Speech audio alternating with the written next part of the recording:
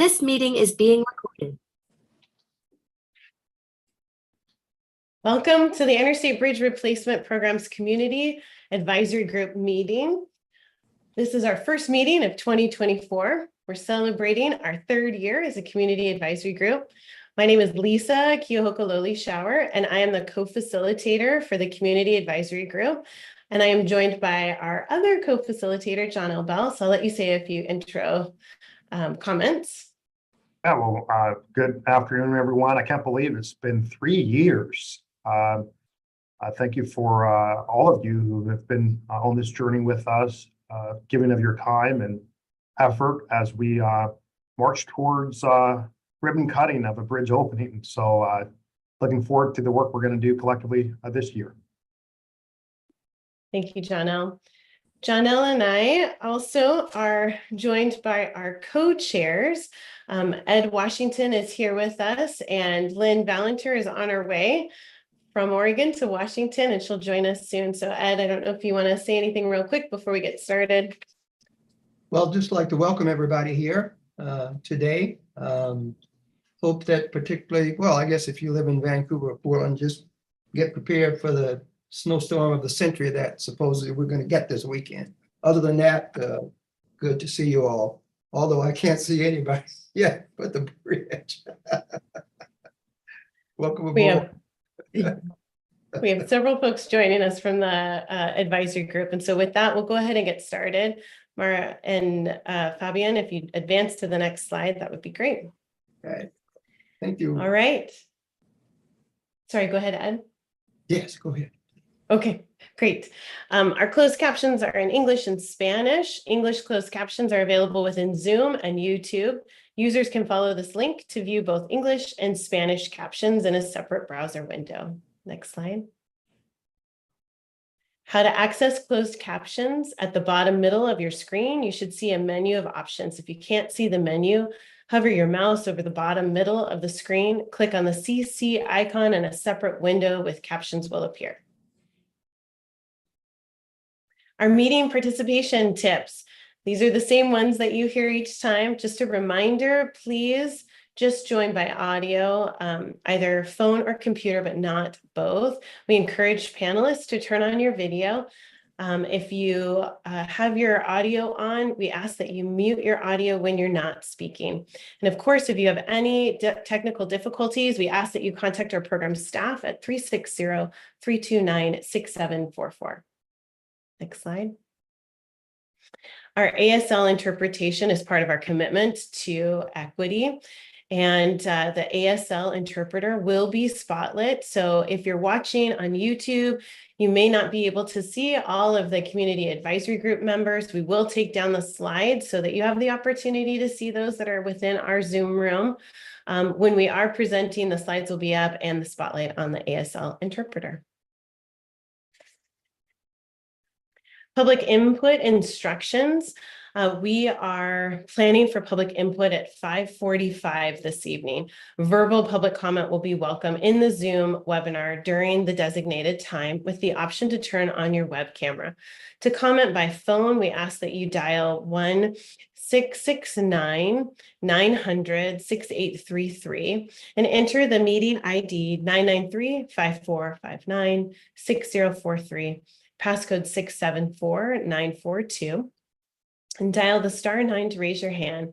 After you're invited to speak, dial *6 to unmute yourself. We'll review these instructions again right before it's time for public comment.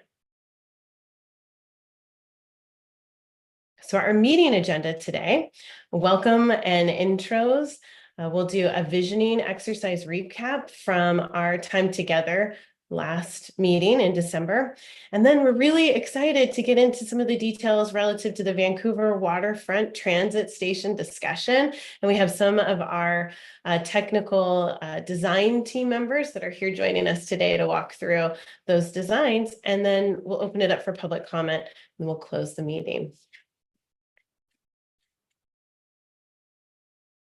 Our CAG meeting space, we want to continue to put relationships first, keep focused on our common goal, notice power dynamics in the room, create a space for multiple truths and norms, practice being kind and brave, and examining racially biased systems and processes, and then always look for learning. So with that, I will turn it over to our CAG co-chairs, Ed Washington and Lynn Valenter. I'm gonna make sure that Lynn is, Lynn, I think just dialed in. And Ed, Is Lynn here yet? I thought I saw her join us, but yes, there she is. Hi, Lynn. I just got here. Can I just say how much I love bridge traffic? It just feels appropriate. Well, welcome, Lynn. I'll let the two of you get us started. Lynn, do you need to catch your breath? Yes, if you would lead us off, I would greatly appreciate it. Thank you, my friend. All right. Well, while Lynn is catching her breath, which probably will last until tomorrow, like to welcome all of the CAG members. And it's just amazing that Mr. Bell advises, this is our third year. And sometimes it seems like it's been 3 years and sometimes it doesn't. But I'd like for each member to please share, introduce yourself. And my name's Ed Washington. My pronouns are he, him.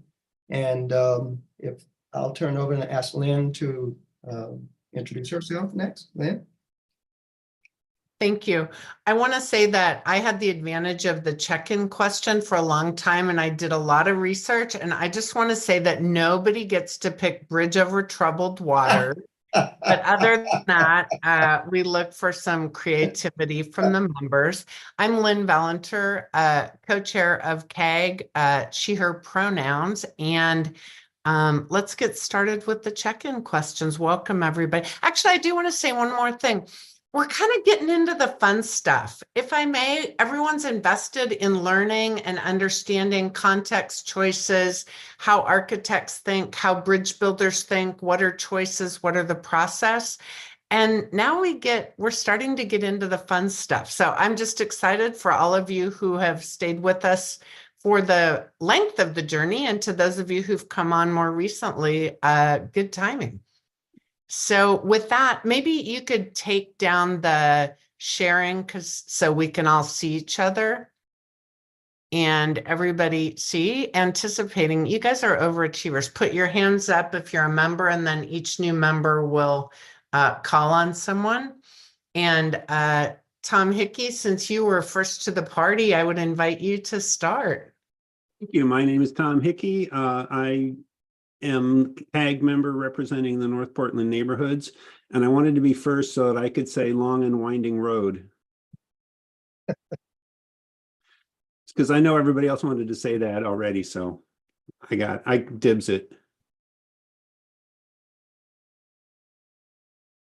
Who would you like to follow?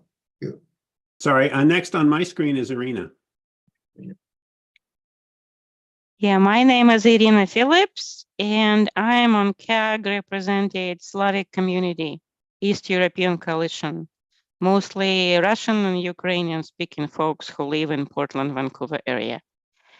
Ooh, and I'm on this committee the full 3 years, guys. Yeah, it was a long time and a long road. And the song I pick is the Beach Boys, Good Vibrations. Every time I'm crossing the bridge, my car vibrates. So good vibrations. And I'm picking Martha because she's next on my screen. I'm Martha Wiley. I'm in Vancouver, and I am here to represent transit and paratransit on the bridge. And my song is Old Man River from Showboat, but it has to be the one that Paul Robeson sings. That's all. And I picked Darcy next. Hey everyone, my name is Darcy Hoffman, she, her pronouns. I am with Workforce Southwest Washington. I don't have a good theme song idea. There's gotta be a song that's called Traffic Jam. I'm sure someone could Google that. But I'm very excited to hear what else y'all come up with. So we'll go to Jarina.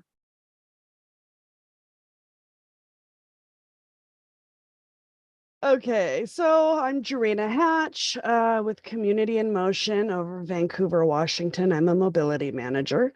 The bridge, honestly, I don't think the bridge itself would have a theme song in my mind, but the whole process does. And that would be Fun House by Pink. Because every time you try to talk about it, there's some evil clowns coming out of the woodwork trying to give their honest opinions. I'm gonna go with Zachary.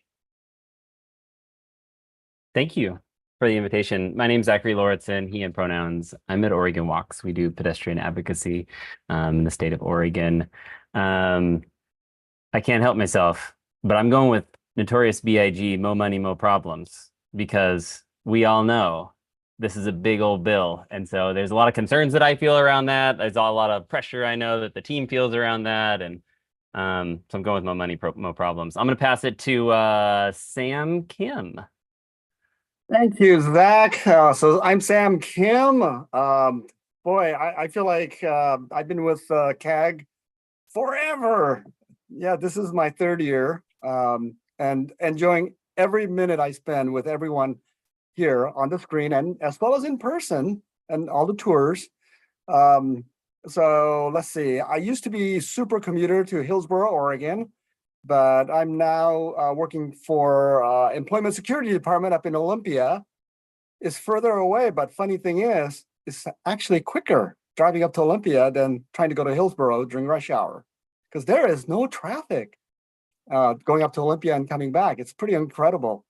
So my song is by Willie Nelson, On the Road Again. Join me.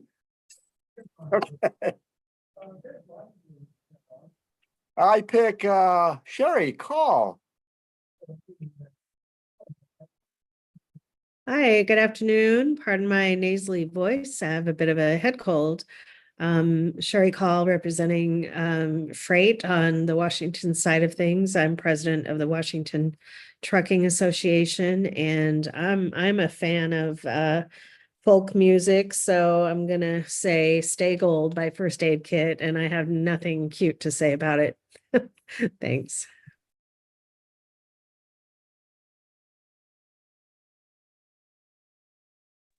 Pardon me, I will pick on Miss Dina. Thanks, Sherry. I'm Dina Horton, the Government Relations Director for the Pacific Northwest Waterways Association. I've been on the CAG for 3 years now, representing river users and multimodal freight shippers. And I would say the best song I can think of would be Stuck in the Middle with you. So just like all of us, I'm stuck in the middle with you on the bridge and in the process. So looking forward to hearing what everyone else has to say, and I will go ahead and pick on Bill Prowse. Great, thank you very much. I'm Bill Prowse. I'm with the excuse me, with the Oregon Association of Minority Entrepreneurs, representing small women, minority, and emerging small businesses, service disabled veterans, and veterans now, certified businesses, trying to help them grow and actually participate in the bridge project in the long run. I've been with this committee for 3 years, like everyone else. It seems like yesterday when we started. But I did a little bit of Googling for my bridge song, and because there's so many, and I was going to pick, initially Bridge Over Troubled Waters, but didn't know it was going to be banned. Besides, I thought other people would have it. So I decided to look it up, and I had a list of 20 bridge songs, and the one I looked at it's called The Bridge by Elton John, and it's got some pretty good lyrics. If anyone who wants to Google it, Google The Bridge by Elton John, and you can see the thing. It kind of starts off, I've seen the bridge is long, they build it high, they build it strong enough to hold the weight of time, long enough to leave some of us behind. That's the first verse. So you can all finish it on your own, and I will pick on, who else hand is up? I see Tom Sandwar. Are you? Yep. Thank you, Okay. Bill. You Well, bet. good evening, or should I say good afternoon? Time is 4 o'clock. Well, my name is Tom Sandor. I'm a capital projects manager for the Clark College. I live in Oregon, work in Washington, so kind of represents the both sides on its good and the bad. Let's put it that way. Been on the committee for about 2.5 years and represent Dr. Karen Edwards on behalf of the college here. A good song that stuck in my mind every time we start a construction project, we start with the Rolling Stones, Start Me Up. So that's what I can think of. Thank you, Tom. Robin, did you want to do an introduction? I don't know that I saw your hand up. Yeah, I'm sorry, I didn't have my hand up. That's okay. Robin Richardson, he, him. I've been on the CAG for 3 years. I live in Vancouver, work downtown Portland for Moda Health, but I am an at-large member. And my song is Lizzo, It's About Damn Time. Way to go. Lynn and Ed, did the two of you have theme songs you wanted to share? I have one, but it's already been announced. And we were not to use that one. But first thing came to my mind, but not because the bridge is in trouble. Perhaps the bridge is over troubled water, and that's why we're building a new bridge. So that's how I view it. Thank you. That's all I have.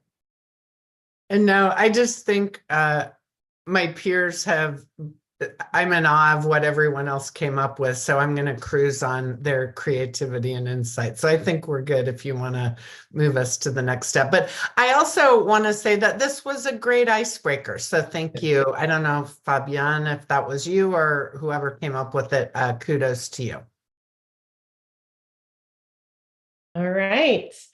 We are going to move on to our program update with our assistant program administrator, Ray, maybe. And not to put you on the spot, but if you certainly had a theme song, Ray, feel free to share that as you share updates with the community advisory group. So we'll pull the slides back up too.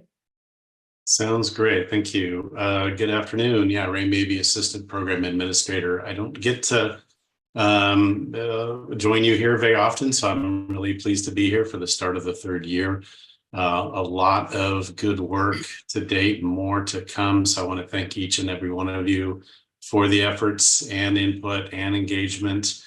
It matters, and we are thankful. So looking forward to this year. There's a lot to come. For me, the song that came to mind for me was a David Bowie song, Under Pressure. We are under pressure in many different ways, but it's a healthy tension and pressure to keep us all moving forward as best we can. And so that's one thing that resonates with me because, program management is about manage a bunch of tensions. So let's jump into the next slide, please.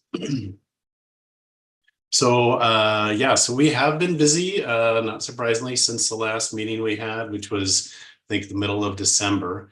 These aren't necessarily in order of time, but probably one of the big things we did most recently was a roundtable that included Senator Murray and Senator Cantwell just on January 3rd. Now, this was to do a bridge tour, but also celebrate the award of the mega grant that the program applied for. So I think at the last CAG, we talked about that mega grant award being imminent. And it was the very next day that I think folks in Congress announced that, because they get the news first, that the program had been awarded everything it asked for. We had asked for a $600 million grant, and it seems like they're going to award a $600 million grant. That was what the celebration was about. But I guess I want to say that award was not only based on the technical work, but the work that this team has done to help inform that work about the regional and local commitment and partnerships that have developed. I think they look for alignment in the program partners and communities to make sure that this has backing by the community.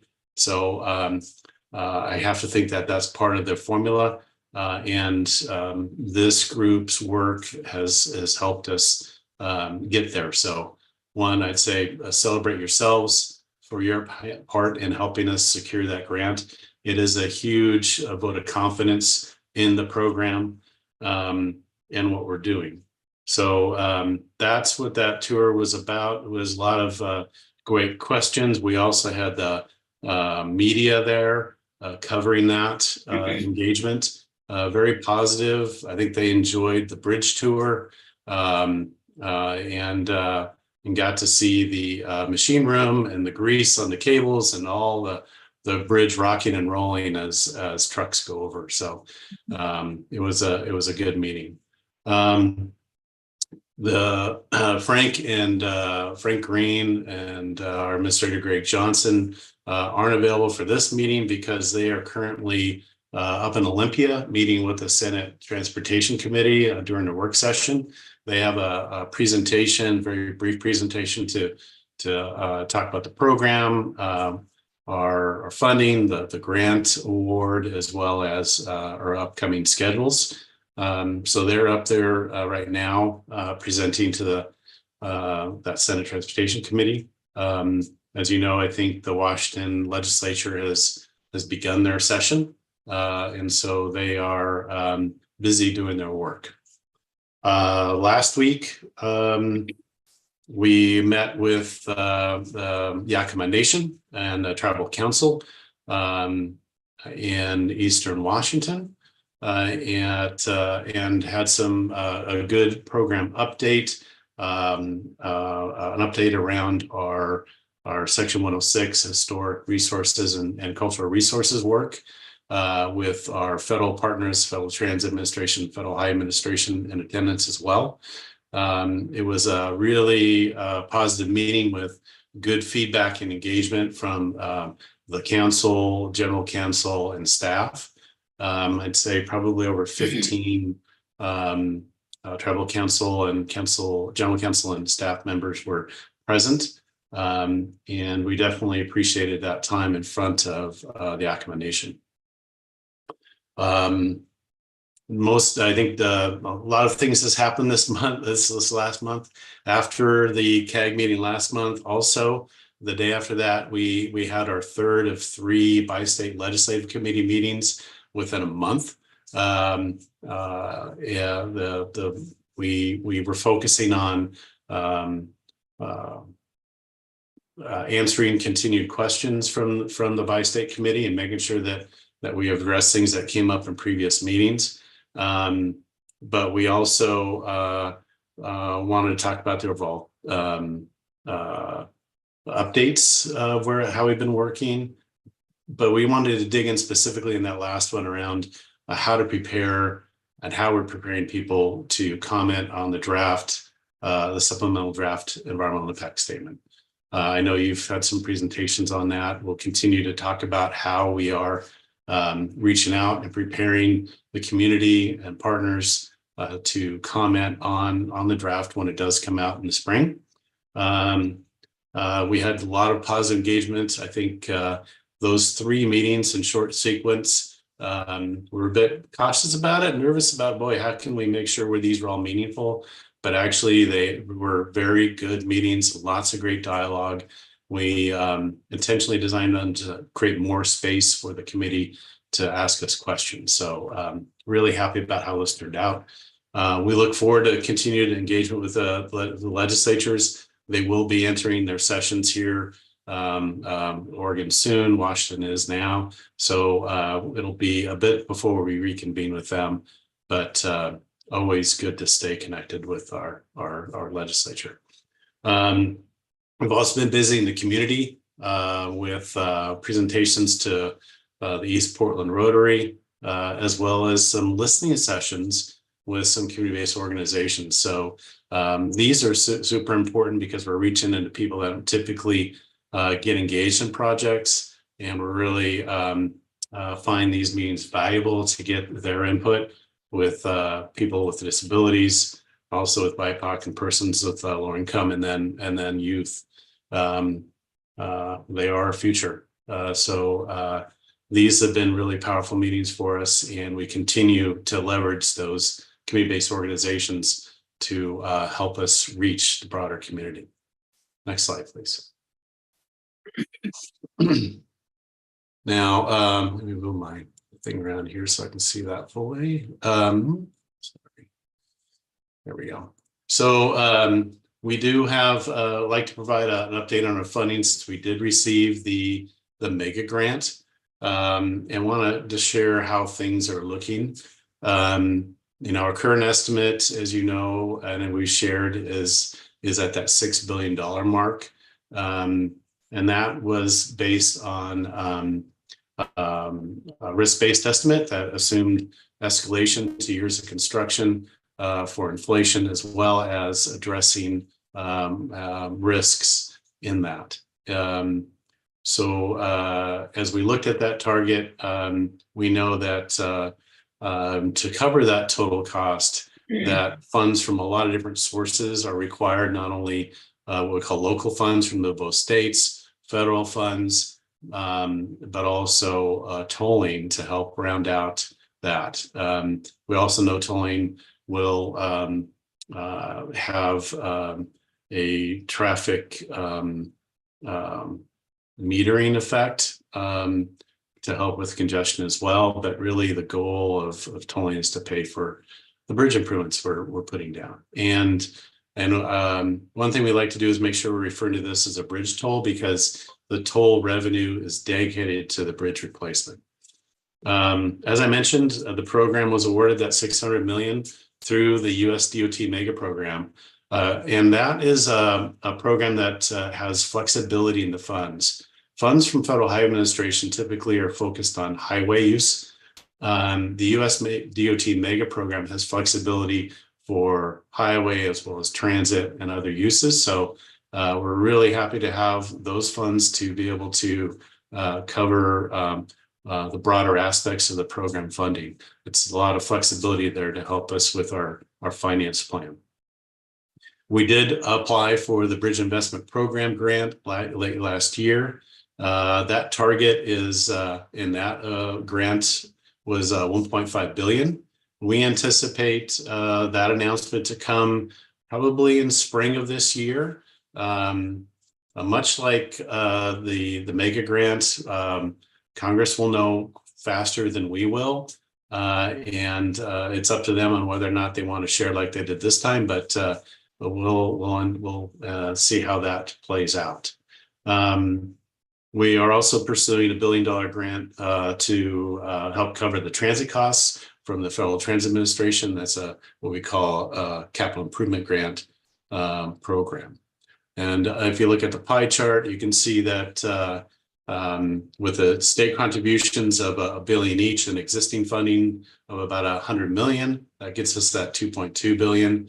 Toll funding of about $1.2 billion. And then we're looking for $2.5 billion of federal grant funding, which is a significant contribution and is different from the previous effort. So the feds, we're looking at the feds to really lean in here and help round out this program funding. This award from the mega grant is a good sign for us. And we look forward to the results of our Bridge Investment Program grant in the spring. I think that is my quick update, and definitely open to questions before we move on to the next part of the program.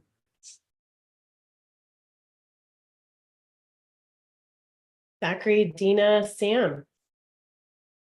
Evening, Ray. I should know this, and I'm kind of embarrassed I don't. What happens when the bonding that is being paid for by the tolling is paid off? So I don't know if that's what the is that a 5-year, 10-year, 30-year, 50-year? I don't know what it is. If you could talk about that a little bit, and then what happens at the end to the tolling rates and where that revenue goes? Yeah, that's a great question, Zach, one we get pretty often. So yeah, what we'll do with the toll revenue is we'll sell bonds to accelerate that revenue to pay for the program and then pay the bonds off with the toll revenue. Typically that pay it back period is 35 years plus or minus to pay off that those bonds. And at that point, there'll be a question for a future commission, the commissions from both states, as well as legislatures, on how they want to move forward with tolling. We know that we've got a significant investment here that we want to continue to maintain. We also know that both DOTs currently struggle with having sufficient funds for continued maintenance and preservation. So it would be my personal recommendation that tolling at some level be maintained to pay for the operations and maintenance and preservation of this investment that Region is making. But that will be a decision of those future commissions and legislatures. Hi, this is Dina Horton. I kind of adding up the numbers on your pie chart, and it looks like about 5.9 or $6 billion. And I believe we've seen previous slides where the estimate is about 5.5 to 7 billion.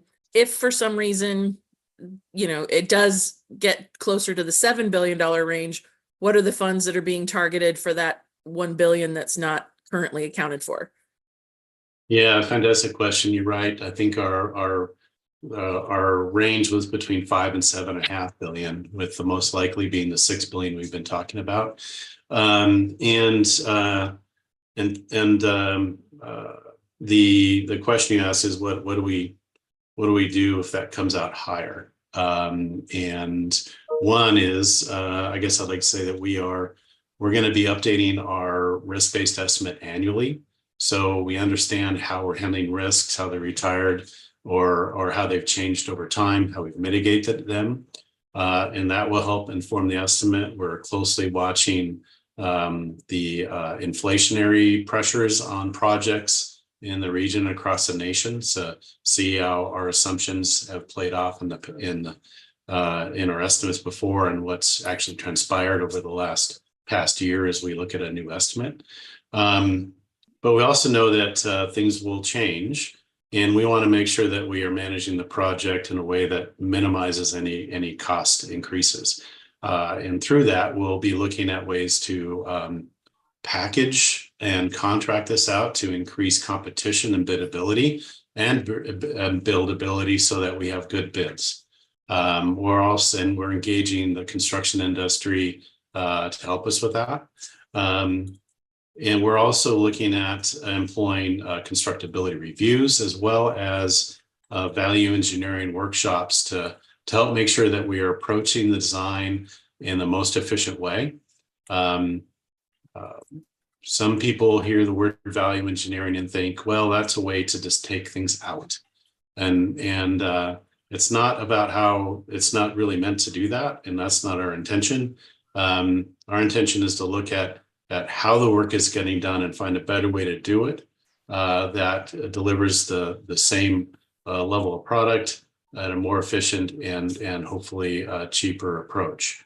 We'll also, if needed, look at other fund sources. Particularly, we'd be going back to our federal partners to see if there's any other opportunities. We know that we've focused our main effort on those 3 grants, but we know there are other grant programs that we have not touched because we want to make sure that we're not competing with ourselves and other projects in the DOT portfolios. And so we'd also be looking at those to help with any other potential cost increases.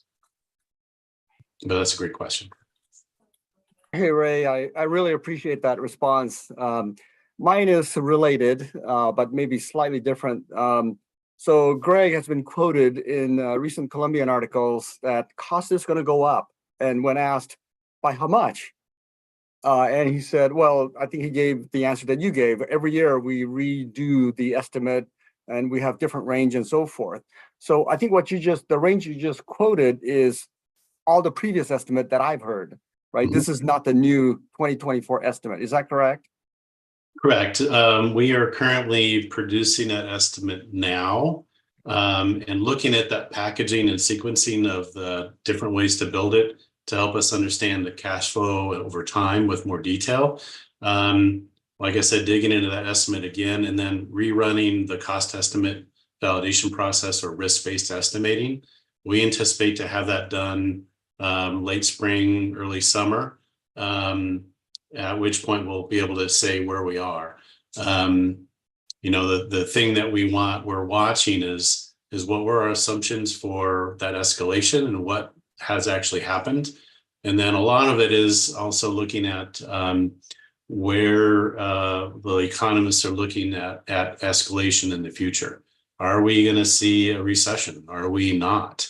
A lot of this we're seeing out in the economy has been a soft landing and not a recession. Other people are saying yes. So we need to understand what those what the alignment between the two states are and the program on how to approach that in a way that gets us our best estimate forward, and then put the right amount of risk factors in the estimate as well. So you can make an assumption that just for argument's sake that you're going to see 3.5% over the next few years, but there could be a risk that it could be lower or higher, and we account for that in our estimate. So we'll be updating that.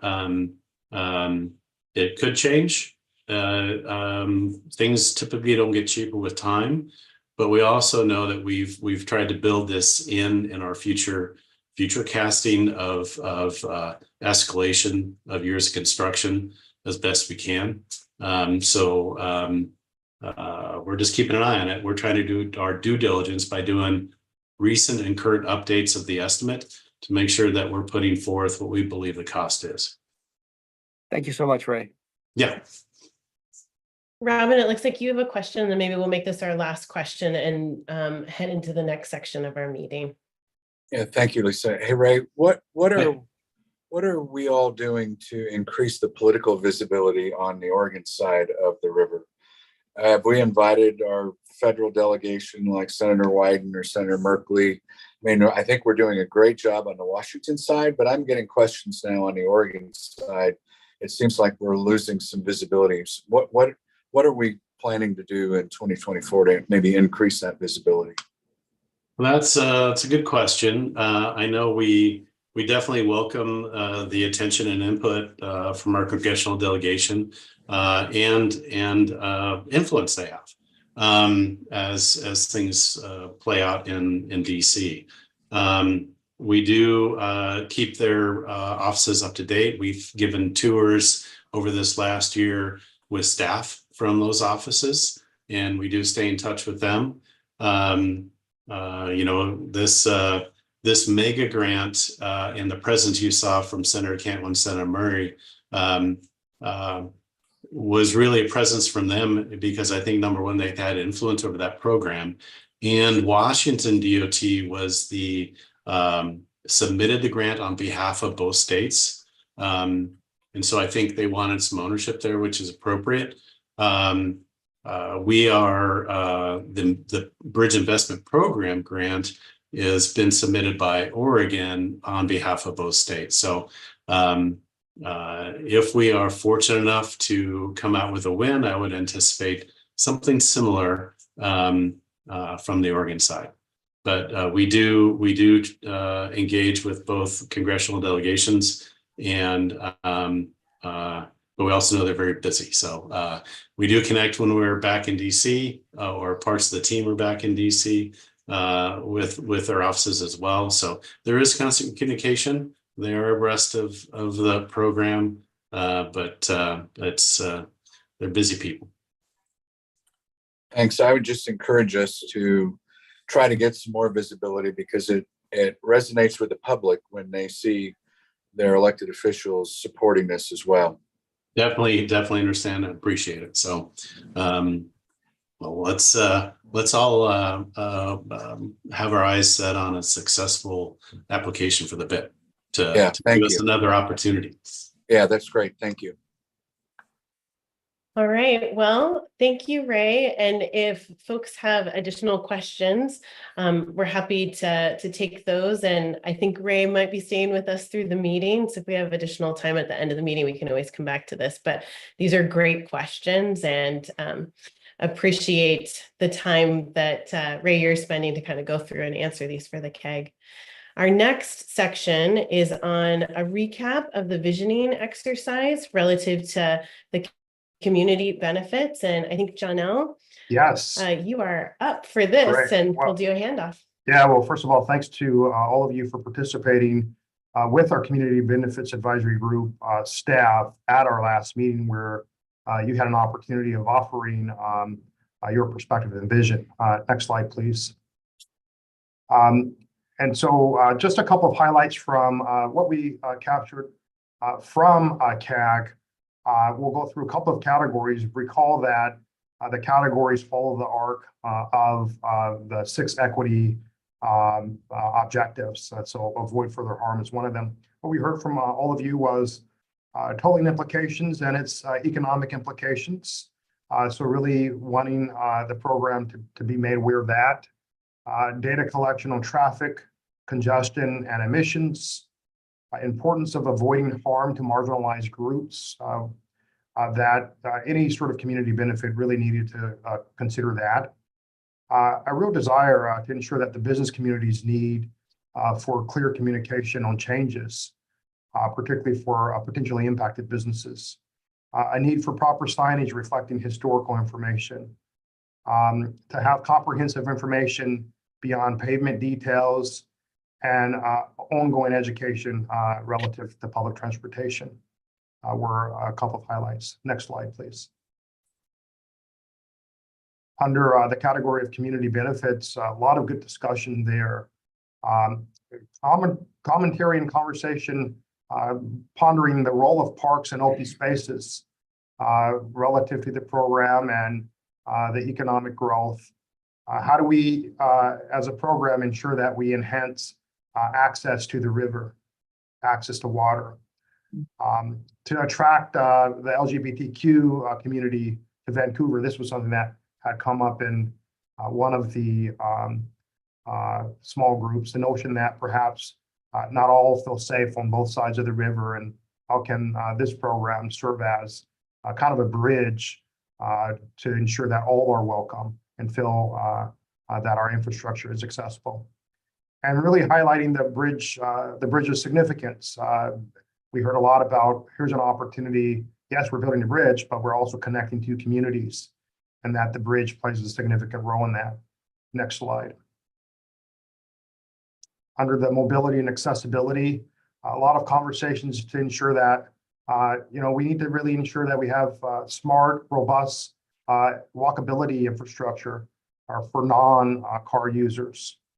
That we needed to ensure that we had safety across transportation modes, addressing congestion issues for smoother regional travel, as our former super commuter could attest to, enhancing Vancouver's appeal and accessibility for LGBTQI community was something that came up under that as well. Bridging opportunities for diverse communities was another element that had come up, and enhancing freight capacity for job creation, and finding opportunities to really promote environmental benefits and connectivity. Next slide. I think that might have been the last slide on that.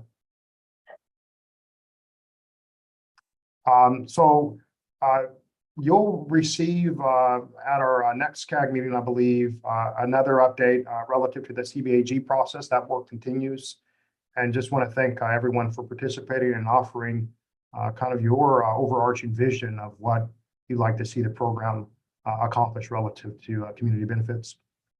And so with that, I am going to turn it over to Matt Dimmel, who is part of IBR design team as our design lead, who will kick off this really exciting next section to really roll up our sleeves on Vancouver waterfront station. So Matt. Thank you very much, Johnell. I appreciate it. Yeah, I'm Matt Dimmel. I'm on the IBR design team, and we're excited to be with you today to walk through. Well, let me back up a little bit.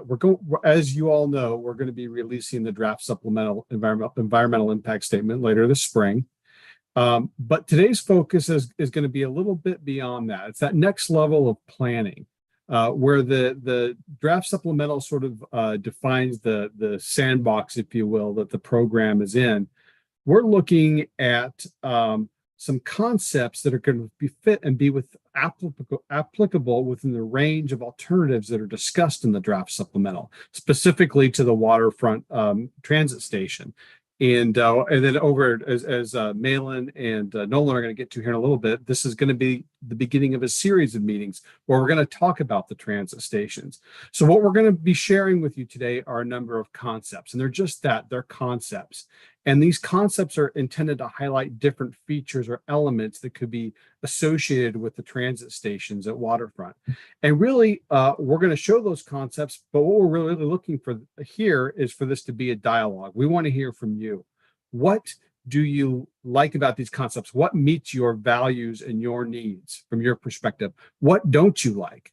We're really interested to get that perspective from you. So as we move into the next phases beyond the environmental process and we start our design work, we have that feedback and we understand what the community's needs are. So we're really excited to share these concepts with you. So I'm going to go ahead and turn it over to Nolan and Malin, and they'll get to the fun stuff. Great, thanks, Matt. And in addition to what Matt said, in addition to the things that you see that you like or that you see that you don't like as much, the other thing we really want to hear is what questions do you have? And in some cases, we may have answers to those questions today, and in other cases, those will be things that we keep in mind as we begin to develop these into designs that we either resolve through the design work or that we can address as we present that work later into the future. Next slide. So today, as Matt said, our focus is on the Vancouver waterfront station, and then we plan to come back and have conversations with you about the Hayden Island station, the Evergreen station, and the redesigned Expo station. Next. We always like to remember that our design work will be rooted in the community values and priorities that the community advisory group has spent a lot of time talking about and working on. We'll click to the next slide where those are located. We won't walk through each of these, and I would say certainly not all of these are going to be relevant to every single design or conceptual design planning conversation that we have. But it's helpful for us as we go through our design process to always be keeping these in mind. And it's helpful for you to point out if you see ways in which the concepts that we're discussing are addressing these or could address these better, just to sort of keep our eye on the ball as you see it, since, as I've said before, you all represent distinct perspectives and communities, and together we'll have the most broad and accurate view of what the opportunity is here. Next. So very, very briefly, we've talked a lot about focus areas, and the next slide includes the various focus areas. So we just wanted to put today's conversation in context. I think we have 7 focus areas throughout the corridor. Today we'll be focused on focus area E, which is Vancouver and Vancouver lower downtown and the waterfront. And just to remind you what those are, on the next slide, they're really thinking about the areas that are either around the station or an interchange or a cohesive neighborhood. There's some that are very easily and well-defined, like Hayden Island, where the water sort of helps to establish the edges, some of those edges. And then there's some that are a little less defined. That's why we're showing these dash lines. And of course, we recognize that there are some of these that overlap in very natural and understandable ways, either because of neighborhoods that overlap one another or a little bit, or things like the bridge design, which is itself an element of Vancouver waterfront, or itself on the south end, a factor within Hayden Island. So not hard distinctions, but ways for us to think about the role of the corridor in the program and its elements in these various places. Next. And we'll jump right over this slide to the Vancouver waterfront station area on the next slide. So this is the last time we met with you and talked about Vancouver waterfront. We included some photographs that described the very different character from the actual waterfront itself to downtown Vancouver to the historic reserve, and then some of the program elements that may be introduced to complement these urban places, like the extension of Main Street all the way down to the waterfront, some of the connections that are made off of that spine. We asked you then, and I would ask you to continue to think about what are the ways in which the program can respond to these distinct urban character zones in different ways and appropriate ways, and so that in the end, the program has enhanced them and improved the ways that you may move through these spaces or use these spaces. Next. So we're really excited to start talking with you about the potential configuration, as Matt said, of these stations. And to do that, I want to introduce my colleague, Malin Clements, who will be walking through our work to date. Thanks, Nolan. And so I guess, why don't we actually go back one slide, if we could. So as Nolan said, there are 4 stations in the project, the program. I think everybody understands that. And one station is sort of being revised by the project, and the next 3, Hayden Island, this station, Waterfront, and Evergreen, just off the north of this diagram, all are new stations, and they're all very, very different. And they're all, for several of them are unique from what TriMet has built before. And this station, of all of the stations in TriMet system, is probably the most unique. And in fact, it's unique in the entire North America. It needs to be very tall, very high off the ground because of how it comes off the bridge. So in fact, when looking, there's one station in Brooklyn, a very, very old station, a very old system that exists, but we haven't found very many stations that are as tall as this. 75 feet is how high it is. So that's one sort of example that I'll talk about in a moment as we go through. But as Matt said, these aren't really designs per se, as they're diagrams of program and location and configuration for the station. And the only kind of caution there is it's way too early to get into form and character and a lot of the things that, eventually everybody's hopeful these will be beautiful, exciting places to be. We're really at the stage of just sort of understanding the context and understanding what's feasible. And we looked at probably a dozen different options, trying to figure out what are the questions we need to ask, what are the things that are going to impact the station. And we really landed on 3. So if we could go ahead 2 slides here. And so what we'll be doing is managing the data and the inputs to what will hopefully get to, what will work towards a preferred configuration. And so we've gotten fairly quickly down to really two different locations and 3 different configurations, and I'll explain that in a moment. And we're really working with basics of the project requirement and basics of where it can be located. And we can come back to this matrix to talk through them. But I think it's probably easiest if I walk through the options and then take questions. So we'll move to the next slide. So so north is to the right. Actually, it's aligned with the Vancouver's grid of streets, but generally right. So the river's to your left, and Evergreen Station will be off to the right. And at the bottom of the image here is the southbound lanes of the new I-5 and a southbound ramp. We have a context of streets that exists now that will be modified in order for all this infrastructure to happen. But some of the things that won't be modified are the basic orientation of the street. Columbia Street, which is running just right up through the center there. And the Burlington Northern Railroad, of course, is not going. So, and that really establishes one of the first big questions, which is the north-south location of the station.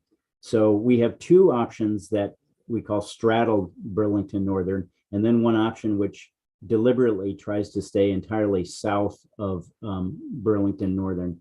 And the reason we don't have one further north is that gets too close to the next station in line, and really it doesn't make a good connection to the riverfront development. So this seemed like a good place to start.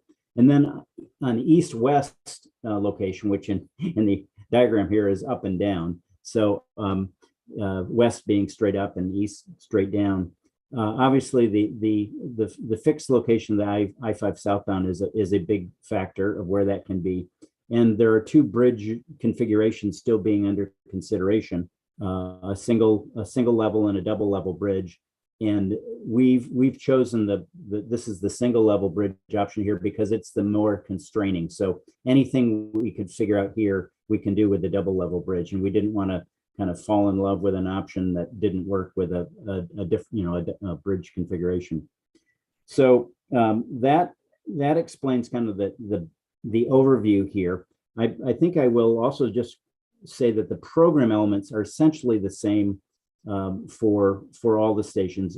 All the stations have, and from the top down, we're going to present them in the platform level and then show you a level that's down at the grade where people come and go and meet up with their connections.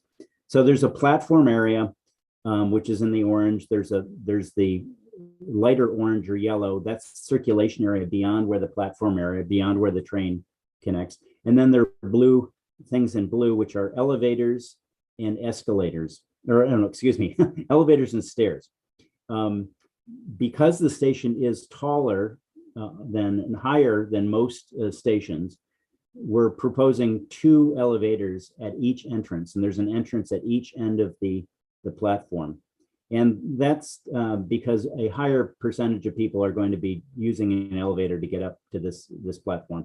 It's still in the range at 75 feet that some people in our healthy community will use stairs, and particularly go down the stairs.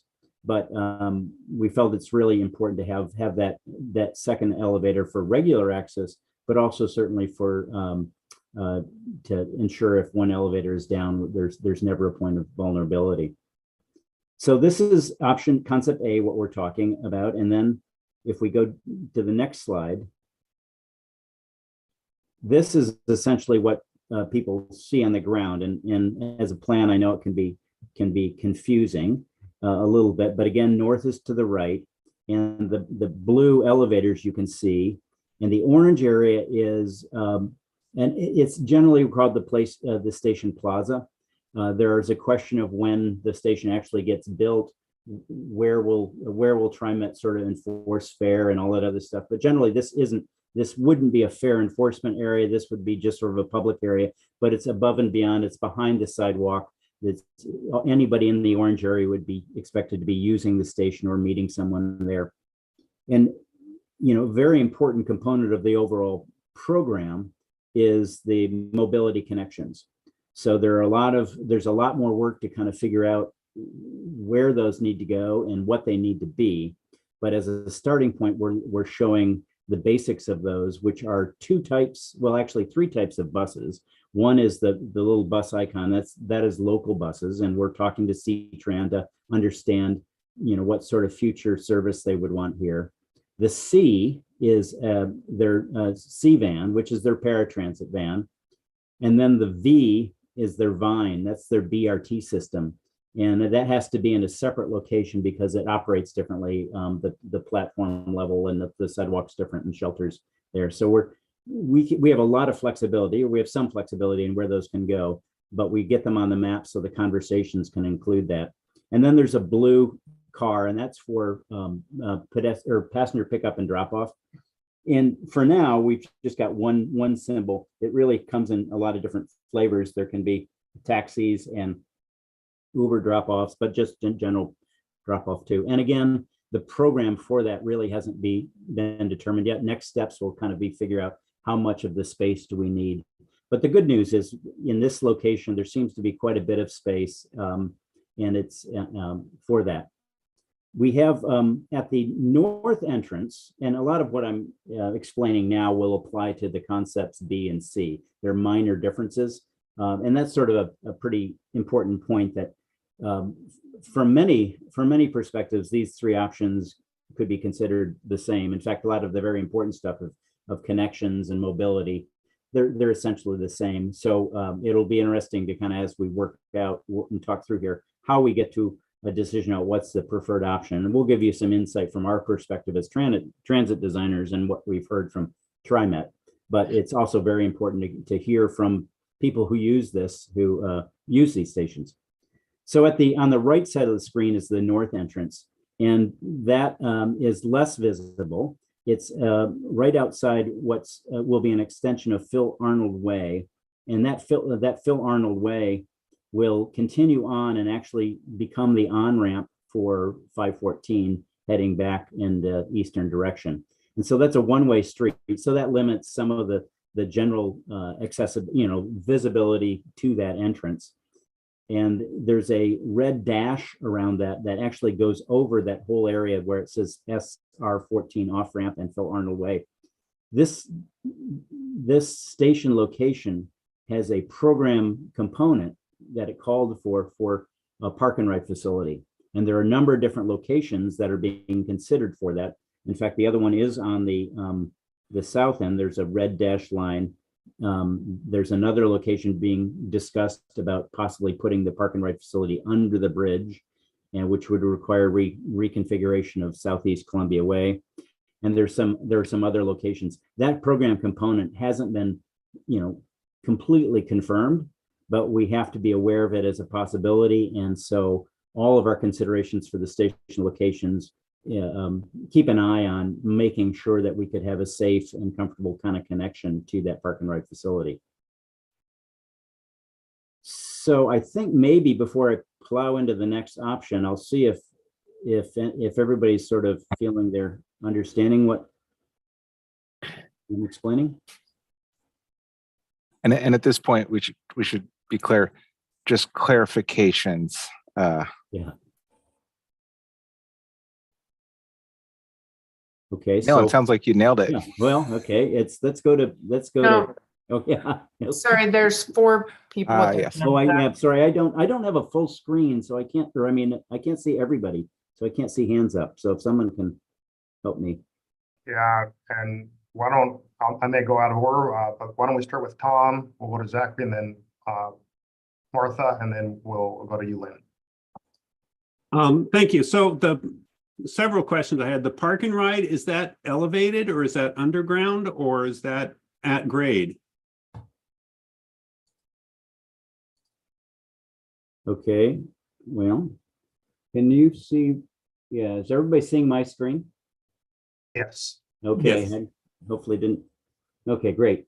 So the parking garage would be above grade is what's being considered.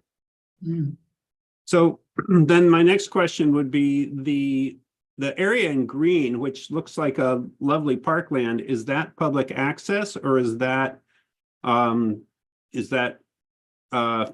fenced off, or I guess I'm concerned about how the railroad interacts with the public right there. Whether the railroad is a protected space or whether this is like a beautiful city block park. Well, I think that is a good question. We have not gotten into, there's a building in this location that will have to be removed for the project to make room for the station. And we haven't gotten to the point of programming what is possible here.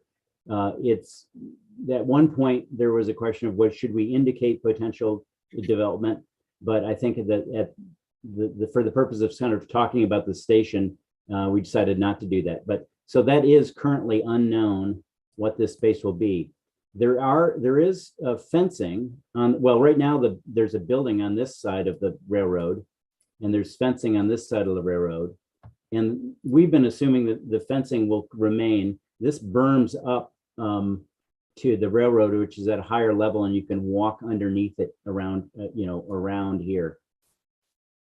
Okay, so we're not talking about a public space there between the two elevator shaft things. No, there would not be any connection between the two spaces here. That you'd have to walk, someone would have to walk around here. And that's one of the reasons we felt it was pretty important to have two elevators at each entrance, because unlike a station location where you can really see both entrances easily, if you're here and an elevator is out, you'd really have a hardship to kind of go around. Okay, I would only recommend perhaps that the drawings convey a different color background for those, because they read as park spaces, and it could be confusing. I might interject with a quick comment about some of the comments made around right-of-way acquisition and takes. We are at the draft. We don't have any definitive plans yet on acquisition, so we're still looking for opportunities to avoid and minimize impacts to right-of-way. So just want to make sure that there's no predetermination that we have a take yet.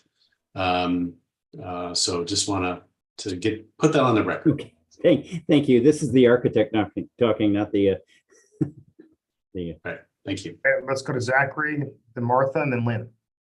Great, thank you. I want to start by just noting I really appreciate the multiple elevators, as a pedestrian access and just accessibility in general. There are too many cases where one elevator gets out and it is completely inaccessible to folks. And so I just really appreciate that thoughtfulness at the beginning. And maybe Ray, you were just saying, don't ask this question, but I asked it real quick. When I look at this and my understanding of that space, there's that fairly new Hurley building right there. Is this like a 5 or 6 story building? Isn't that what we're talking about? Like right on the north side of the tracks? I thought, can you just clarify that? I think that is the building that's in that location or near it. Like I said, we are looking at design options and refinements to understand and document impacts in the draft supplemental environmental impact statement, which is due out in the spring. So we've got work underway that will document that and our findings then. We can't speak to them today. Okay, fair enough. So we'll just know more about the actual geographic specific location and how that'll impact some of those buildings at a later date. Yeah. Yeah, okay. Martha, then Lynn. Yeah, I would like to ask that on these drawings, the railroad right of way, you drew those lines where the fences are. I would like to ask that that be shown in some different color than this pale green, because it looks like it's part of whatever green space, and it's not accessible, and it's really steep, and it's a really big barrier. So if you could just show it differently, that's all. Okay, got that. Yeah, the railroad has safety and security concerns, just like that rail or interstate, unless you control the right of way. So I think that's a really good comment.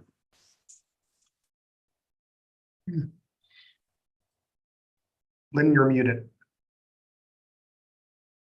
Shoot, I was being so diligent. If you could scroll to a different view that shows the detail of the platform. Okay. When you get done there, is fine. Yeah. So the platform. Yeah. So if you look at I'm going to call them dark yellow and light yellow. The dark yellow is, one direction and the light yellow is the other. So can you get from the northbound platform to the southbound platform in all 3 of these scenarios without going back down? Yes. So this is, that's a good question. So this little symbol here is a ramp. It's a very, very gentle slope ramp, but it's because the platform has to be higher than the tracks. And this option, where there's one option where people don't need to cross the tracks. Most of TriMet system, almost everywhere, because it originally was a street level at grade system, you have to cross the tracks. So when you, people who, if you come to the station, you'll come in the elevators, come out, and if you're going southbound into Portland, you would go here and catch your train. And if you were going northbound, one stop to Evergreen, you'd come across the tracks and then go northbound. If you're coming from Portland and going to Hayden Island and we're reading your book a little bit too long and you realize you've crossed the river, you would get out here on the northbound and then cross over and then catch the train back to Hayden Island. Great. And then my second question is, it feels like in one of our early meetings when we were talking about how many stops we were going to have on the Washington side of the river, I recall that we weren't supportive of a park and ride in central Vancouver because for economic development reasons, that was not kind of an optimal use of land. Has that changed, or is that something that we're just, has filtered away, or can you update me there? That's a question for Matt or Nolan. Yeah, I can certainly speak to that. So right now we are showing the range of alternatives, and that discussion is absolutely pertinent and still very valid. This is just making sure that we are showing the range of what is being studied in the draft supplemental. Okay, no problem. I heard park and ride would be here, and I'm like, ooh, I'm not sure that was something that has always been visioned. That concludes my questions. Thank you very much. Are there any other questions? I apologize, I can't see where hands up or anything. No, I can see, and I think you're good to go. Good. Thank you. So the second of three options, the station is located in the same general location across with the passenger platform across Burlington Northern, but this one's different in that it's a center platform. So there's one location, and but that requires the tracks to split apart and then come back together. And so it also, at the ground level, doesn't leave any flexibility for where the entrances have to be, which isn't necessarily a problem. It's just a consideration.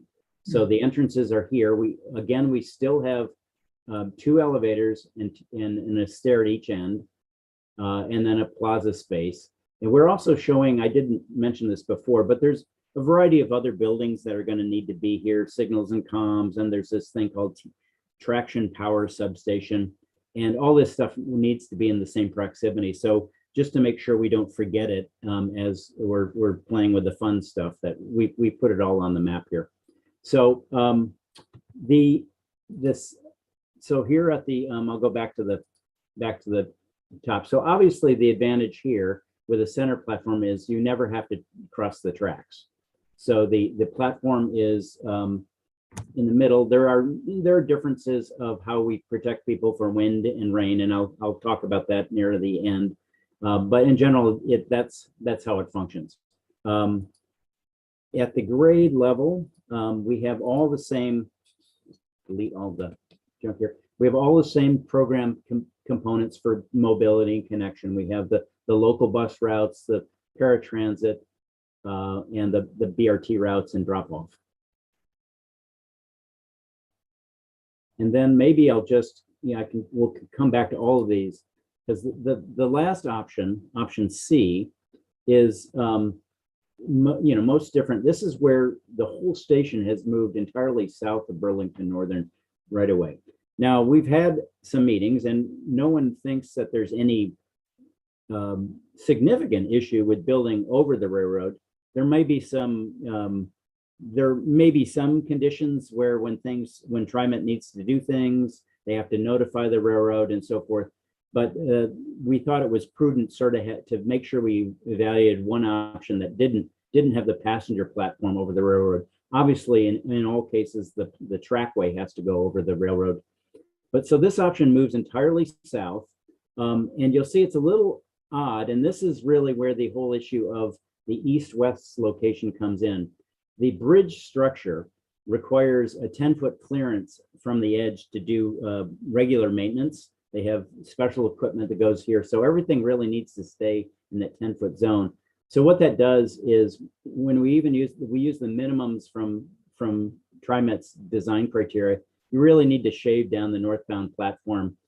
We didn't think that was a fatal flaw because there really is not going to be a lot of passenger waiting in the northbound platform. It really only goes one stop north, and it's only a portion of the platform. So we really wanted to make sure we included this option in the considerations. And again, this is like option A. It's side platform. However, this location does not afford enough space for center platform. So that is, that's one unique thing. It's only the side platform here.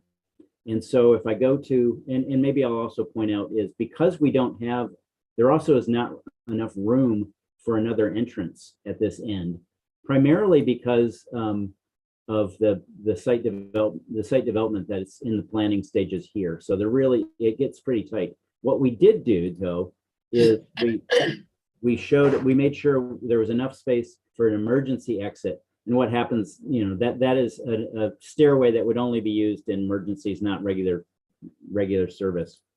So as this goes down to the ground level, again, the main entrance, probably for all of the options, would be at the corner of Columbia Street and Southeast Columbia Way. So it's just a question of the elevators and stairs being in slightly different locations. And there wouldn't be any entrance south of Southeast Columbia Way. People from the waterfront would simply come and walk, walk. Oops, I don't know why I'm not getting my pen there to work. Yeah, they would just walk along here and enter the station and go there. So that is, those are the three options we have. And as Nolan mentioned, we're wide open for questions and thoughts and comments. So I see Tom. I don't know who went first. So if I don't follow. No, I'll claim it. Before you go, Malin, we have a few more slides that begin to, don't we? Yes. Show this in dimensions that'll help the vertical thanks, become Nolan. more clear. Yeah, I appreciate it. I'm always interested in hearing comments. So let's. These are fun. These are too fun to skip. Yeah. So this is a section, and so this is looking through. So someone earlier mentioned Burlington Northern. So this is really good that it shows it's higher. The tracks are higher than this. So when you're along the street, you walk under a bridge, and so so this is the south entrance area, and this is the north entrance area, and this really shows the level of the platform compared to the street. And it's quite a hike up these stairs. Like I say, it's within realm. It's we thought it's still worth having a public staircase. The public staircase also serves as an emergency staircase, but we fully expect most people would use the elevators. And this one just shows it's kind of hard to distinguish the difference, but this just shows that the entire for option C, the entire station is south of Burlington Northern. And then maybe what can be more helpful to look at are these. So this is a turns out it seems to be a little fuzzy, but this is a three-dimensional image that we will continue to improve for comments and discussions and so forth. So this shows the platform above the street, the elevator towers and the stair towers. We're purposely not showing weather protection at this point. There are a lot of different options for that. But in general, one aspect of this unique station is that whereas many TriMet stations only have wind and weather protection in some locations, because this is so high up and because it's next to the bridge, we will be recommending that we have virtually full wind and weather protection, not necessarily a roof over everything, but certainly over the passenger areas. So thank you, Nolan, for not forgetting to show all of our work. And I think that brings us to the questions. And so Tom, after cutting you off, you can come back. Thank you. A couple questions that came up for me for concept C. I feel like that's well suited for access to the waterfront, but less well suited for access to downtown, and whether isn't some kind of a psychological barrier, at least, from having your access point on the south side of the railroad tracks, and whether that feels less usable to people coming in from the north. But that's I guess a subtlety of psychological management of the clientele. The other question that I had that's more specific is there in this conversation room for public lavatories in these buildings? Well, I'll address the first question. Is an interesting observation, because we too had initially thought there was probably greater value in having an entrance on both sides of Burlington Northern. It just sort of seemed intuitive. The interesting thing is that because of the on-ramps and the off-ramps here, there really won't be public access to get to the station over here. You will be able to walk down Main Street and cross and get to this location. That's absolutely, but there really isn't a lot of, as we call, catchment area there. If most people coming from downtown would come down Columbia, and they would get to this point, and as you can see, what we discovered is that, well, it's almost as the same distance. Now, you are very right in that this would be a lot more visible to see, and so it would probably feel more accessible. But in general, the actual distance really wouldn't be that much more. But that's certainly an observation that we're sort of considering as we look at these and try to evaluate what's the best thing. As for the second question, that is always a very, very hot topic, public restrooms and public transit facilities. And we have currently, it's not in any sort of fixed program, and it is and probably should continue to be an ongoing conversation about where it would be appropriate. Nolan might know a little bit more about the TriMet history on that issue, but I think the history is always changing. So I think mostly they do not have public restrooms. And of course, there's a question about if that's not part of the standard transit package, whether it could be something that, City of Vancouver or to the south of us, City of Portland might decide to add somewhere nearby. Well, it seems to me the question of equity and 21st century thinking is going to be different than 20th century thinking on the same topic. So I would suggest that at least be, as you said, a topic of conversation, that not be put aside. Definitely. Martha. I have one little question and then one larger question. On these concept plans, like this one we're looking at, concept B, you have these little green dots, but they're not shown on the legends. What are those? Where on either side of the railroad. Yeah, that. So we have some sort of bike facility, and I am not sure why the legend changed between last week and now. I noticed that earlier and decided, I was hoping no one would notice, but thank you for pointing that out. Yeah, there will be some part of the basic program for all the transit stations. It is some type of bike facility. There is we have a bike consultant aboard, and it's always a tricky question to know exactly how much.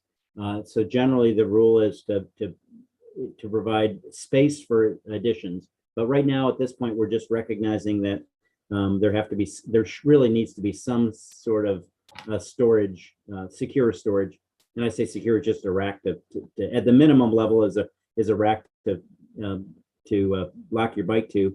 At the other end of the spectrum are some transit stations that have actual, where there's really going to be a lot of use, a full facility that can even have people working on bikes and so forth there. So that should be an ongoing conversation as the program develops.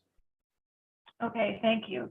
If you go forward on your exhibits, when you get to the concept B on the where you're looking at it from the side. Oh, Yeah, this one. Well, yeah, this is what I mean. So I need to understand what exactly this is showing. So say look at concept A and B. You have this gray, is that the gray band at the top? Is that the bridge? And does that mean then that the LRT, I mean the max is lower there when it comes over the water? Yes, this is this must be this is the Malin, can I just jump in here? Yeah. So that is a fantastic observation, Martha. And one thing I do want to point out is that this concept, clearly what is being depicted here is the stacked bridge. Yes. But so we're seeing the highway bridge a little higher elevation, but I do want to emphasize that these concepts are applicable to the others. So they're in the concept of the single level bridge, that the guideway structure would be very close in elevation to the highway structure. Okay, because I know that the max lines go reasonably close to the bridge and to the freeway. So I want to be sure about the relationship between the road and the max. Yes. That's all.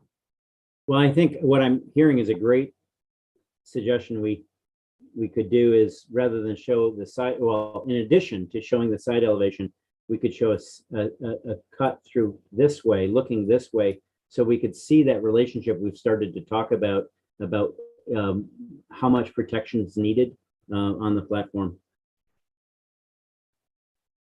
Okay, thank you. Zachary, I see you. Would you all be willing to mock up what it would look like if there was bicycle or pedestrian ramps to get to those stations? Is that something you'd be willing to do so we can see what that looks like? I think that's probably not too hard to do. There has been conversations about how to bring the shared use path into the platform level up here. I think there have been questions about how, thoughts about how many people would actually be, riding northbound on their bikes to get on the light rail to go southbound. But in general, it's going to be rather extensive ramping to get up there. And we may not actually have space. I guess if I go back to this, these drawings. So this down here, this is the shared use path that comes off the east side of the facility.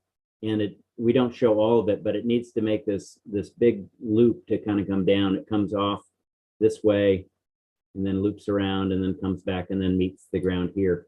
So the probably one of the more logical things to do is to keep it at the same height and bring it into the level up here if you wanted to bring the shared use path to the level of the platforms. Other than that, you would need quite a bit of space, and I'm not even sure there would be enough space to really ride all the way up there.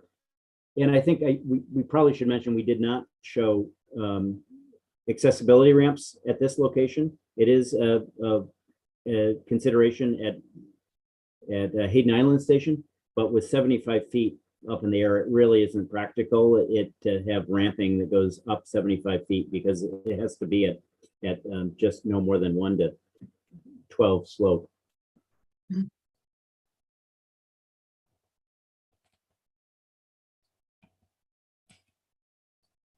All right, do you want to talk a little bit more about your thoughts on bikes using the platforms?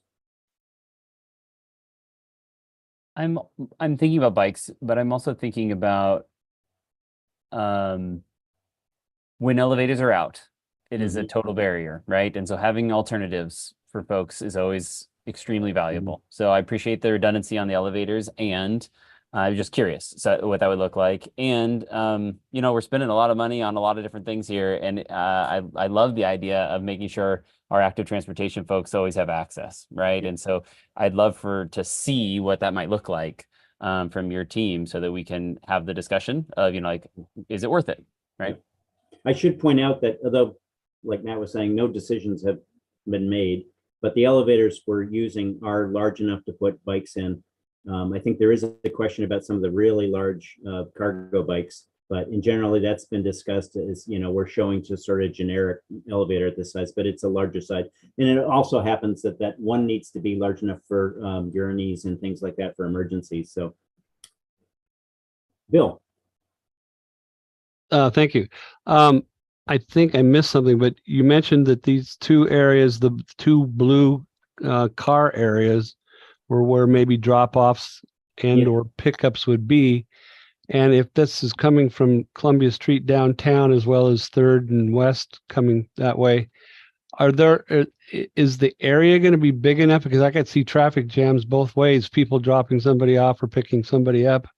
You know, just like you see at the airport, coming off of a train after work or getting ready to go to work, walking, of course, you can have pedestrians and they can go up and down the elevators or the stairways. But as far as area for the cars to come in and stop and drop off somebody or pick up somebody or whatever, is that being taken into consideration as far as the space goes? Well, we haven't gotten into the how much curb space we need for this, but certainly at some point it will be. And generally what happens is that there's a priority of mobility. The paratransit is the highest on the food chain, and then bus service, and then individual auto drop off. In general, there appears to be quite a bit of curb space. It's just the best curb space, of course, is curb space where people don't need to cross the street. But you know, there will be safe crossings here. So, but yeah, as we go, at some point in the program, there'll be more engagement and connections with the city of Vancouver to figure out how to allocate, how much space to allocate for drop off.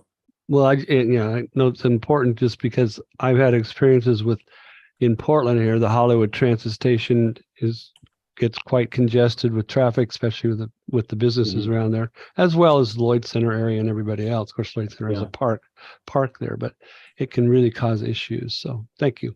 That's a good comment to capture.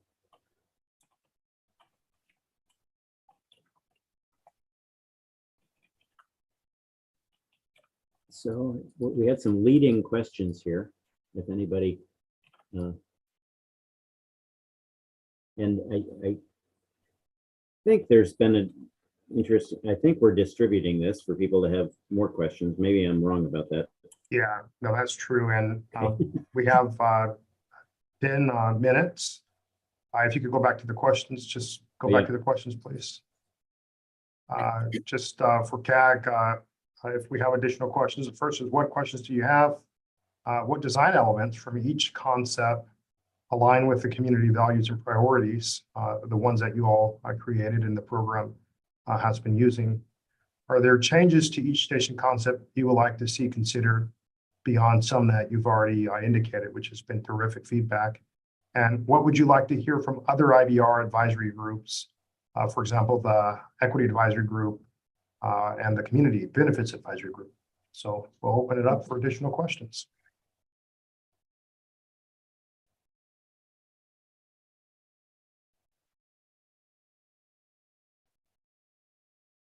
Well, I would just offer the perspective that the first 3 points were kind of,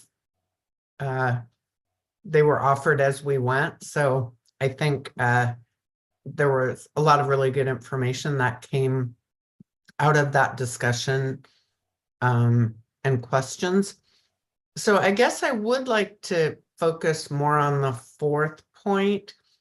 And again, the Equity Advisory Group, I think a lot of the questions we had overlapped with some of the concerns that group might have. I would be interested in hearing their perspective on the connections from pedestrians and bicycles to the station directly.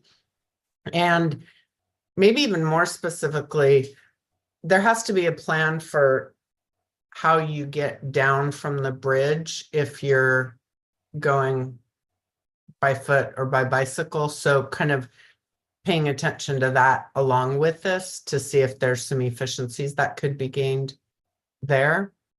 And then I think the CBAG group, I think the public plaza, some of the amenities and connections there, I would anticipate they would be weighing in pretty significantly on that. But do other people, oh, I see Ed and then Martha. Ed, take it away. Yes, I would just like to say that, and we've been waiting for this kind of input and presentation. And I would just like to say that I take my hat off to Ray and his team, because I'm sure to the average person, it looks very simple. They said, well, just do this or just do that. But when you look at the amount of space that they have to work in, it one problem or one opportunity creates another issue. And, just the issue of bathrooms, the issue of elevators, and what happens if one goes out, and the whole concept then of, with elevators, I mean, security, if you put bathrooms in, I mean, it's just, I appreciate so very much all that you're doing, but it's really challenging, I think. Because there's a lot of things that I'm sure the average person just don't think about with those kinds of things, and security.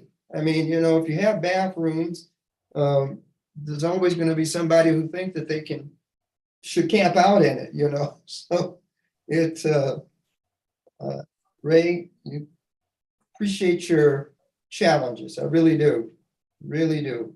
Well, but we got a great team. Thank you. Arena and then Martha. My concern is the height of the platform, because it's usually, especially in the fall and winter, very windy. So what will people feel on the platform waiting for the train that high in the air? I don't know. It's, for me, like after this presentation, I do not feel comfortable. So Malin, I don't. Oh, sorry, Arena. Yep. So I am not kind of like how welcoming this setup is going to be for the people who are using transit. Malin, I was going to suggest that you go to the sections. We have shown windscreens here, and I think once we get into a higher level of design, we will be able to think about exactly what the form of those windscreens are. But it's certainly been a focus of our thinking to date, that would be necessary. So I think we even have the technology to do modeling to understand how best to deflect wind so that people waiting on the platform are not. I'm not going to suffer from it. Feeling the full brunt of the Columbia River winds. Okay, thank you. Yeah, thank you. Martha? Yeah, you had mentioned much, or not you guys, but the team has mentioned much earlier about making a presentation to the disabilities group. And I would be interested to hear what their comments are on these concepts. So when you're talking about who else we want to hear from, that's who I would like to hear from. Thank you. That's excellent feedback and something we can work with our community engagement team to ensure that we can do that. And I see your hand is up. Did you have an additional comment? No, I just didn't take it down. Sorry about that. Johnell, Yes, Matt. If I may, I just wanted to say thank you to all the great comments. We had some fantastic comments, and I really sincerely appreciate everything that's been shared by everyone here. So thank you. Other thoughts, comments from folks before we go to public comment? Okay. Yes, Darcy. Sorry, one at the last minute.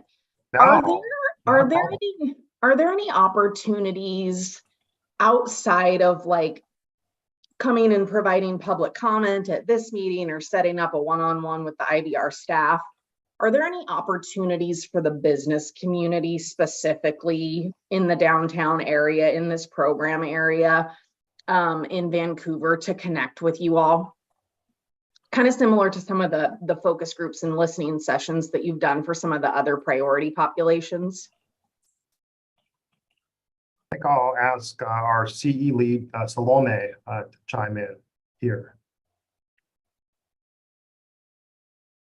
Salome, are you available to chime in? Okay, she may be away from her screen. Maybe Ray will have you chime in. Yeah, great question, Darcy. Thank you for that. I think, as we do think about development in our downtown communities of Portland and North Portland and Vancouver here, we want to definitely communicate and engage with the city as a partner, and we have on these slides in this concept.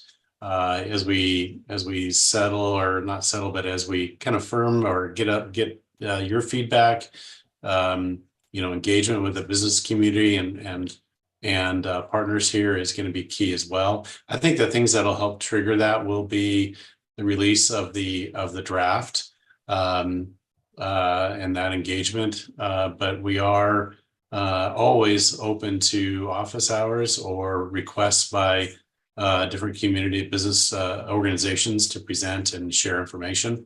I'm not sure where we are on the docket with the downtown businesses right now, but we can double check and make sure we provide an opportunity.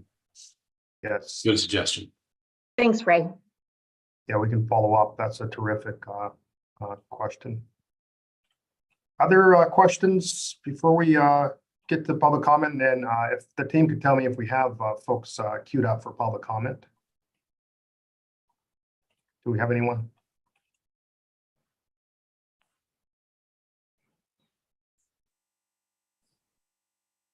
Okay, hearing no one from my team tell me if we have public comment.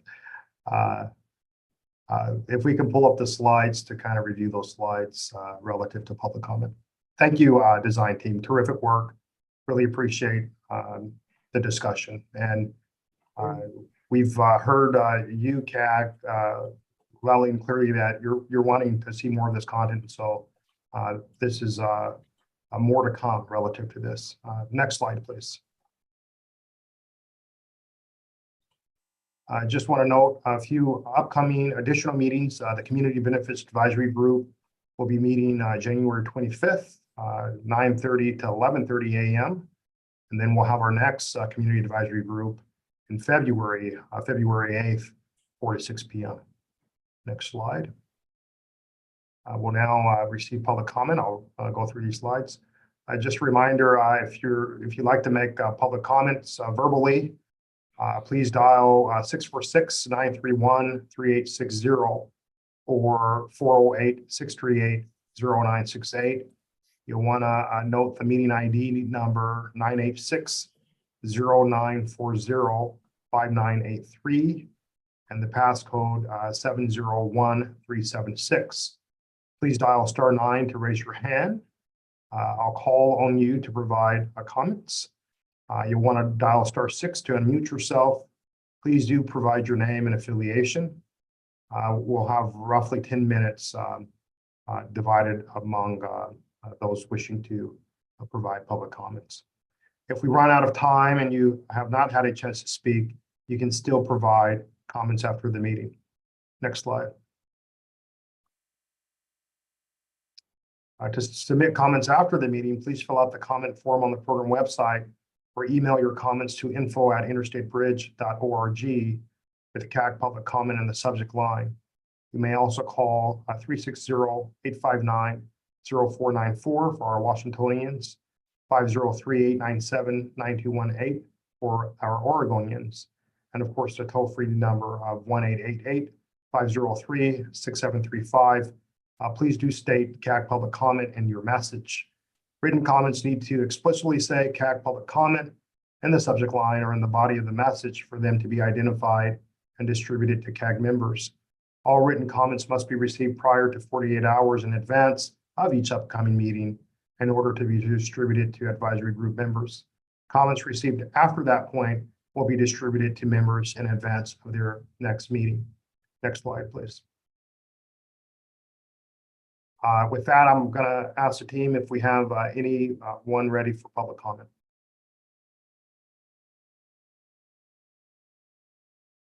Not at this moment. Okay. Well, then with that, I will ask for our co-chairs to perhaps give closing remarks. Lynn, we'll start with you, and then Ed, and then we'll ask Lisa to provide closing remarks. Lynn? I just want to thank everybody for attending. I think we send out the slides in advance, so it's nice if you can take a peek and see if there's something that you want to focus on.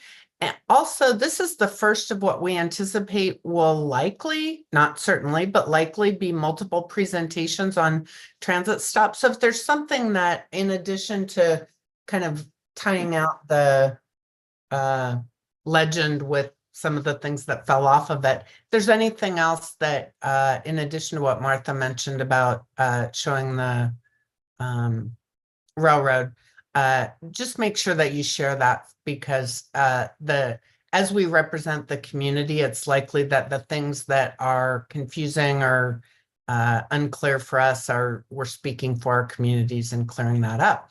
But with that, I just thank you, everyone. Thank you for attending. Thank you for paying attention. Thank you for asking great questions. And mostly, thank you for helping us get this bridge built. Ed? Yeah, I would just like to say that appreciate everybody's input and really appreciate the presentation, because I think this is what people have been waiting for, to see just exactly what it's going to look like. And I think also it gives us an opportunity to see the challenges that the planners face with a project this big. And so just thank you so very much for your patience and your excellent questions. And they say a picture is worth 1,000 words. So it's good to see these many thousand words this evening. So thank you very much. And have a great week ahead of you. We'll go to Lisa, and then we'll ask Ray to close us out. Thank you, Johnell. I remember 3 years ago when in January we hosted an orientation with the Equity Advisory Group and the Community Advisory Group. And I'm grateful that so many of you are continuing to show up.